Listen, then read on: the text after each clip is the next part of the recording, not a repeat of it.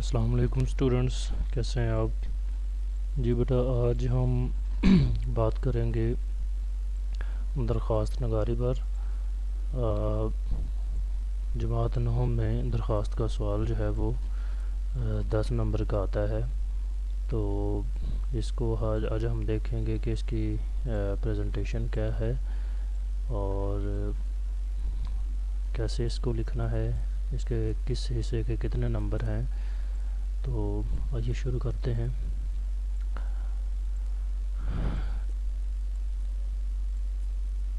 جی، تو درخواست نگاری یا درخواست نویسی ایک ہی چیز ہے، ایک ہی چیز کے دو نام ہیں۔ آپ درخواست نویسی لکھ سکتے ہیں یا پھر درخواست نگاری۔ اس کے بیٹا نمبر ہوتے ہیں 10، اور یہ 10 نمبر جو ہیں یہ پورشن وائز ہوتے ہیں، یعنی ایک حصے کا ایک نمبر ہے اور ایم سی کیوز کی طرح اس کے نمبر ہوتے ہیں۔ تو جب آپ نے درخواست لکھنی ہے تو آپ نے کوشش کرنی ہے کہ آپ اس کا پیٹرن جو ہے اس کا ایک ایک حصہ، ایک ایک جز، ایک ایک پارٹ جو ہے وہ درست لکھیں، تاکہ اگر وہ درست ہوگا تو آپ کو ایک نمبر ملتا جائے گا۔ تو شروع کرتے ہیں۔ آپ یہ پریزنٹیشن ہے۔ سب سے پہلے آپ لکھیں گے پرنسپل کے نام درخواست۔ یہاں اگر پرنسپل کے علاوہ بھی کسی اور کے نام درخواست، اگر آپ کسی اور کے نام اگر درخواست آپ نے لکھنی ہے تو یہاں مطلب اگر ہیلتھ آفیسر کے نام ہے تو ہیلتھ آفیسر کا آ جائے گا۔ تو یہ ہیڈنگ آپ نے دینی ہے۔ اس کے بعد نیچے لکھیں گے اس کا ٹائٹل یا وجہ جس کے لیے آپ نے درخواست لکھنی ہے۔ تو لائک یہ درخواست تھی فیس معافی کے لیے، تو اس لیے آپ نیچے لکھیں گے فیس معافی۔ یہاں تک یہ پریزنٹیشن ہے جو کہ آپ نے مارکر سے، ہیڈنگ سے لکھنی ہے۔ اس کے بعد یہاں سے اس کے نمبر شروع ہوتے ہیں اور یہاں سے آپ نے شروع کرنا ہے۔ یہ پہلی لائن ہے، اس کا ایک نمبر ہے، اور بخدمت جناب پرنسپل گورنمنٹ ہائی اسکول الف بجیم، یہاں تک یہ آپ نے ایک ہی لائن میں لکھنی ہے، پورا جملہ یہ جو ہے، کیونکہ اگر اس میں آپ اس کو جو وہ الف بے جیم دوسری لائن پہ لے جائیں گے تو آپ کا ایک نمبر کٹ جائے گا۔ اس لیے آپ نے یہ جتنے بھی الفاظ ہیں یہ ایک ہی لائن پہ لکھنے ہیں۔ تو یہاں جو غلطی کا خدشہ رہتا ہے وہ یہ ہے کہ بخدمت جناب پرنسپل کے بعد اکثر اسٹوڈنٹس جو ہیں، طالب علم جو ہیں، وہ صاحب لگا دیتے ہیں۔ تو صاحب اور جناب یہ دونوں عربی کے الفاظ ہیں، دونوں کے ایک جیسے معنی ہیں، مترادف ہیں، تو آپ نے دونوں میں سے کوئی ایک لکھنا ہے۔ یعنی آپ یا تو لکھ سکتے ہیں بخدمت جناب پرنسپل، یا پھر آپ لکھ سکتے ہیں بخدمت پرنسپل صاحب۔ اس کے بعد کوما لگائیں گے۔ پھر گورنمنٹ ہائی اسکول، یہاں آپ نے بورڈ کے پیپر میں یہ درخواست لکھتے ہوئے آپ نے اپنے اسکول کا نام مینشن نہیں کرنا، بلکہ گورنمنٹ ہائی اسکول لکھ کر کوما لگائیں، آگے الف بے جیم۔ یہاں الف بے جیم جو ہے وہ شہر کی جگہ کے نام کی جگہ پر لکھنا ہے، تو آپ یہاں شہر کا نام بھی نہیں لکھیں گے کہ لاہور ہے، اسلام آباد، پشاور، راولپنڈی، جو بھی ہے، کچھ نہیں لکھیں گے، الف بے جیم۔ تو یہاں یہ اگر آپ نے اسی طرح ایک حصہ آپ نے لکھا ایک ہی لائن میں تو آپ کو ایک نمبر مل جائے گا۔ اس کے بعد عنوان، اب عنوان جو ہے یہ بھی ایک نمبر کا ہے، اس کا بھی ایک نمبر ہوتا ہے، اور یہ سیم وہی ہے جیسے اوپر آپ نے دیکھا بلو کلر میں، نیلے رنگ میں لکھا ہوا فیس معافی کے لیے، وہ پریزنٹیشن تھی، لیکن یہاں آپ نے عنوان میں لکھنا ہے فیس معافی کے لیے، تو یہ اس کا ایک نمبر ہے عنوان کا۔ تو فیس معافی کے لیے یہ لکھ کر یہاں عنوان کوئی بھی ہو آپ نے اس کو ہائی لائٹ کر دینا ہے، تب آپ کو ایک نمبر اس کا مل جائے گا۔ اس کے بعد آپ نے لکھنا ہے جناب عالی۔ اب جناب عالی جو ہے اس کا بھی ایک نمبر ہے، یہ یا تو آپ بالکل رائٹ سائڈ پر لکھ سکتے ہیں دائیں طرف، یا پھر اس کو درمیان میں لکھ سکتے ہیں۔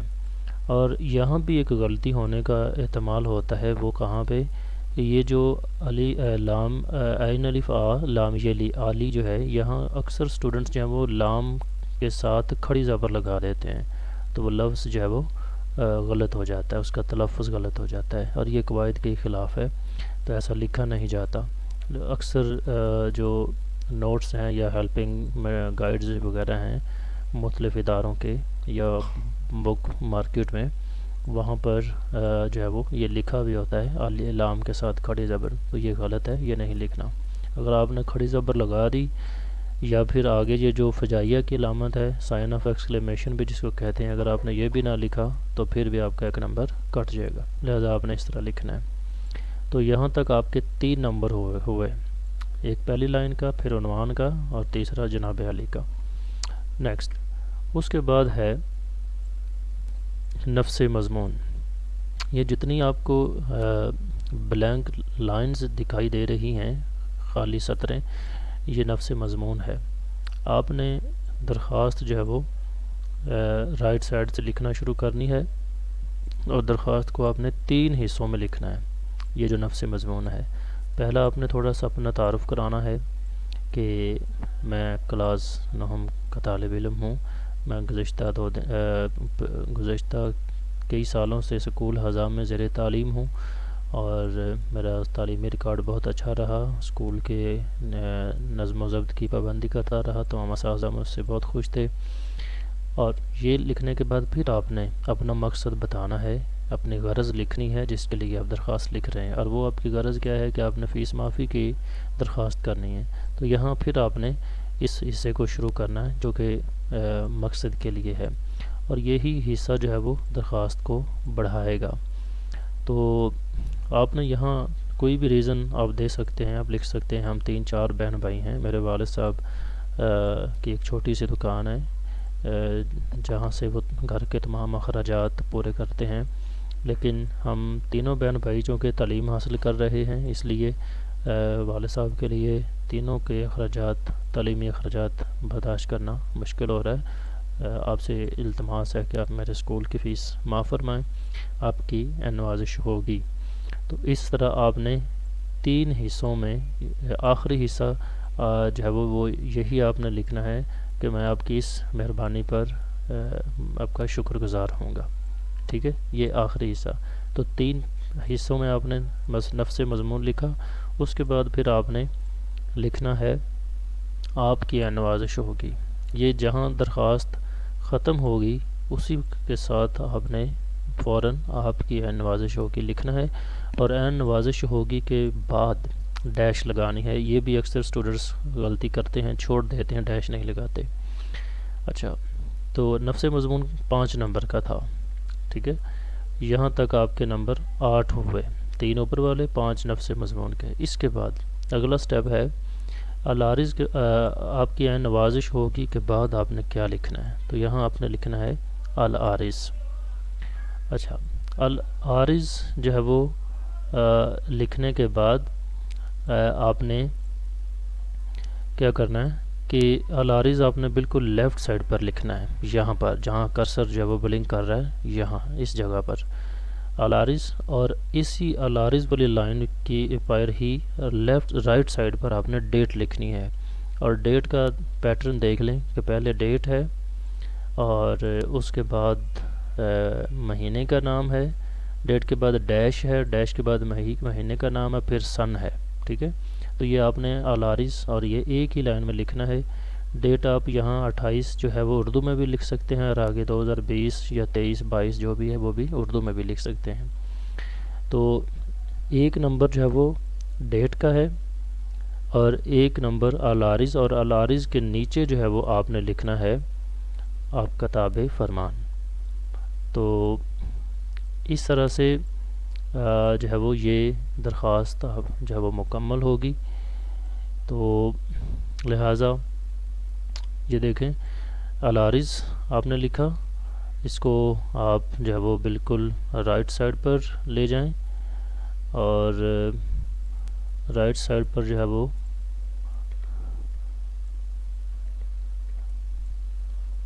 ہاں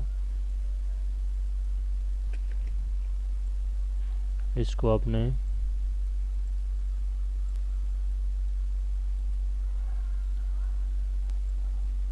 سوری اس کی سیٹنگ جو ہے وہ خراب ہو گئی ہے، لیکن اس کو بیٹا آپ نے رائٹ سائڈ پر جو ہے وہ ہی اس کو لکھنا ہے۔ آپ نے